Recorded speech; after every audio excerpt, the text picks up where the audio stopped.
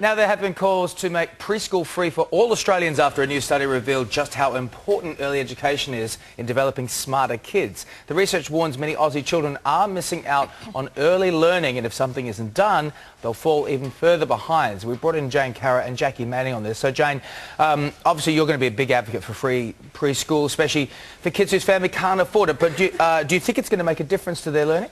Yes, and the evidence is incontrovertible that it does. That in fact, you should start pre-birth working with the mothers that you know are at risk for all sorts of reasons. We know what causes kids to be at risk.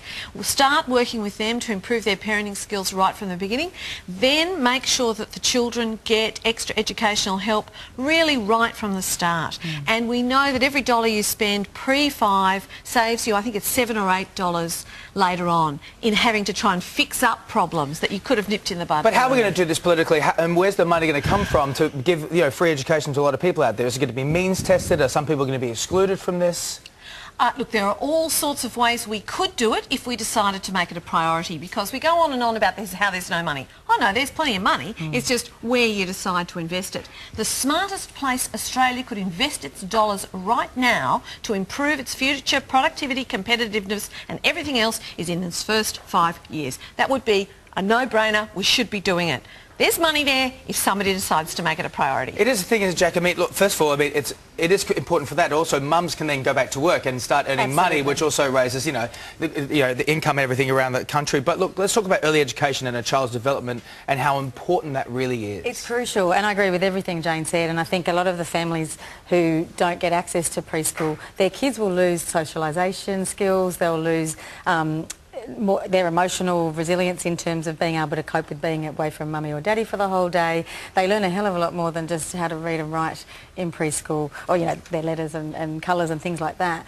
It's not just all about the education. I think emotionally and socially it's really important for kids to get access to those places too, because if you think about families at risk, like Jane was saying, it's not just the education they're missing out on, it's about bonding, relationship forming. Sometimes their family's in crisis and their sole focus is to put food on the table or to survive day to day. So education kind of becomes an extra, whereas if we help those families get kids into education early, it's going to have major long-term benefits. I think we take for granted the effect it has later on in life, and where these kids may end up because they don't have the confidence that they start falling back in school, and the damage they can do not just in later schooling but later in life. Yeah, and we all assume, we read to our kids every day and things like that. It's normal. We've all had higher education and things like that. Not every family considers that normal or routine, and so it's opening their eyes to a new way of relating to their kids too. And preschool too is it's a sane environment, and kids who come from a chaotic background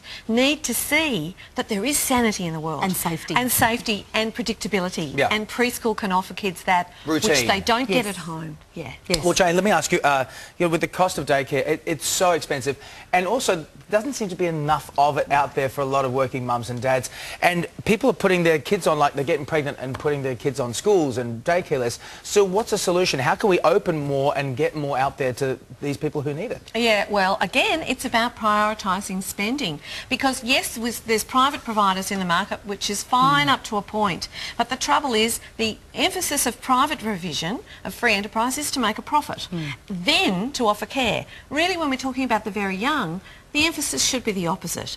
The emphasis should be about providing care and then making money, but in free enterprise it isn't. And I feel like we get a blurry message sometimes from the government, or governments, doesn't matter who's in power. It's like, hey, we're going to give you money to be a mum, but then, we don't want you to go back to work. But if you do, then tough luck, because daycare is going to cost you a fortune. Yeah, I agree. The generous PPL scheme that Tony Abbott has put forward, I think the funds for that, personally, would be better funnelled into early education. There's already a PPL scheme in place. Yes, it's not perfect, and his is very generous, but there are funds there that can be rediverted into other areas.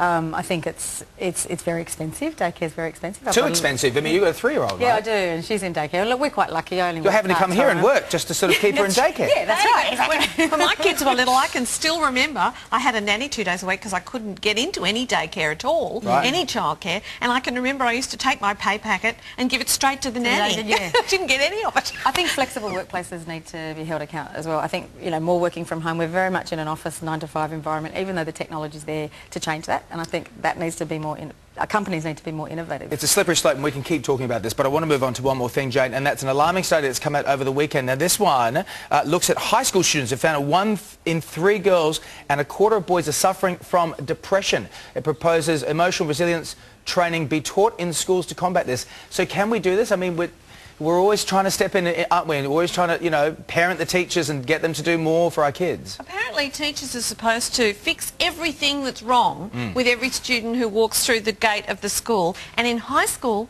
just what we were talking about before, it's too late. The work needed to have happened in the years we were talking about. It's no good to neglect that time and then say to the poor Year 9 teacher, oh, here you are, you've got to get them through their NAPLAN, and while you're at it, could you turn them into emotionally resilient kids as well? You know, in all that spare time you've got.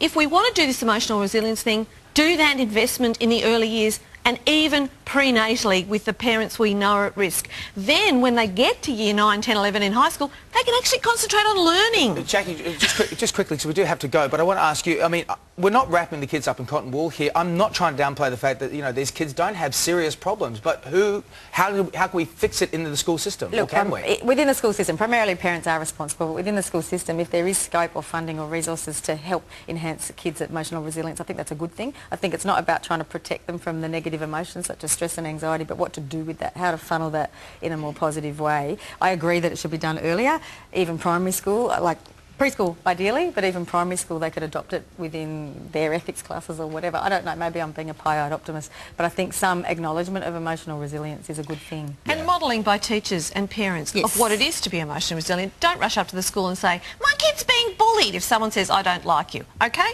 All right, thank you so much, ladies. Now, we...